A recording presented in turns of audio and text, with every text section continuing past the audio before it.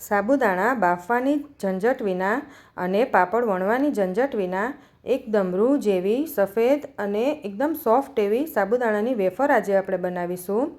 આ વેફર બનાવવી એકદમ સહેલી છે અને આ વેફરને તમે 1 વર્ષ સુધી સ્ટોર પણ કરી શકો છો અને આ વેફર એટલી સોફ્ટ બને છે કે જેને દાંત ન હોય એ પણ ખાઈ શકે છે। તો ચાલો કેવી રીતે બનાવવી એ જોઈ લઈએ।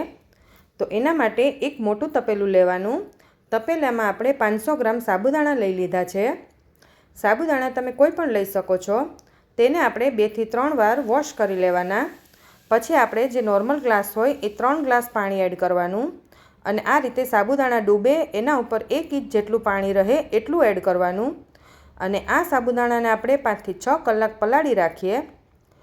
અને જો તમે રાત્રે પલાળતા હોય તો આખી રાત પલાળી દેવાના।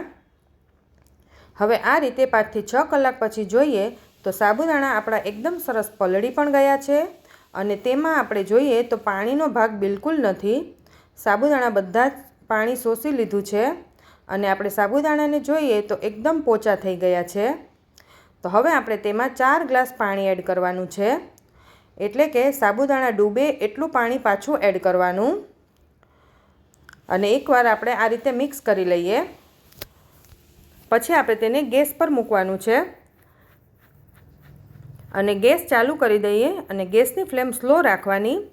તેમાં આપણે 2 ચમચી જેટલું મીઠું એડ કરી દઈએ।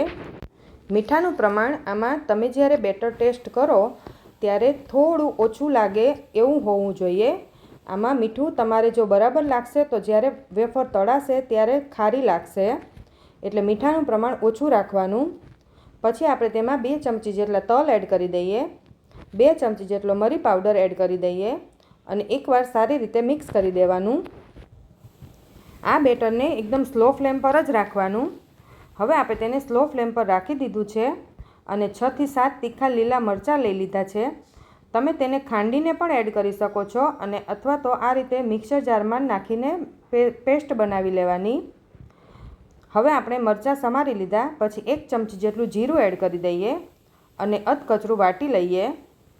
હવે આ લીલા મરચાંની પેસ્ટ આપણે જે બેટર બનાવ્યું છે એમાં એડ કરી દેવાનું અને તેને સારી રીતે મિક્સ કરી દેવાનું। મરચાંનું પ્રમાણ તમે તમારા ટેસ્ટ પ્રમાણે વધારે ઓછું કરી શકો છો અને હવે આપણે એકદમ સ્લો ફ્લેમ પર સારી રીતે ચડવા દેવાનું છે। આ રીતે તમે થોડી વારે આ રીતે મિક્સ કરતા રહેશો એટલે નીચે સાબુદાણા ચોંટશે પણ નહીં અને લગભગ 7 થી 8 મિનિટ થશે એટલે સાબુદાણા બધા જ ટ્રાન્સપરન્ટ થવા માંડશે અને આને લગભગ 10 થી 15 મિનિટ થશે એટલે આપણું બેટર એકદમ થીક પણ થઈ જશે।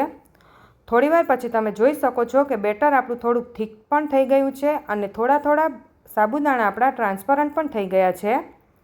તો હજી આપણે તેને 5 થી 7 મિનિટ રાખીશું અને આ રીતે મિક્સ કરતું રહેવાનું છે।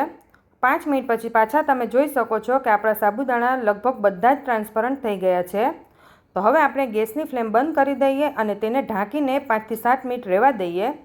ત્યાં સુધીમાં આપણે જે વેફર બનાવી હોય એ પ્લાસ્ટિક પાથરીને તૈયારી કરી લઈએ અને આ સાબુદાણાને આપણે વણવાની કોઈ જ ઝંઝટ નથી। આ રીતે બસ ચમચીથી જ પાડી દેવાની છે અને આ વેફરને આ રીતે નાના ગોળ ગોળ કરતું જવાનું અને આ રીતે ચમચીથી પાથરી દેવાનું અને આ વેફર આપણે એકદમ જાડી પણ નથી રાખવાની અને એકદમ પતલી પણ નથી રાખવાની। જો તમે રાતે પાડી હોય તો તમે સવાર સુધી પંખા નીચે રાખશો તો આ રીતે સુકાઈ જશે અને પછી તેને આપણે આ રીતે પલટાવી દેવાની અને બીજી સાઈડ પણ સુકાવા દેવાની। વેફરને આપણે 3 થી 4 કલાક માટે તડકે એકદમ તપાવી દેવાની જેથી અંદરથી પણ એકદમ સરસ સુકાઈ જાય। વેફર આપણી સુકાયા પછી આ રીતે તળી લઈએ આપણે। તળાયા પછી તમે જોઈ શકો છો કે વેફર આપણી એકદમ સરસ ફૂલાઈ ગઈ છે અને એકદમ વ્હાઈટ થઈ છે।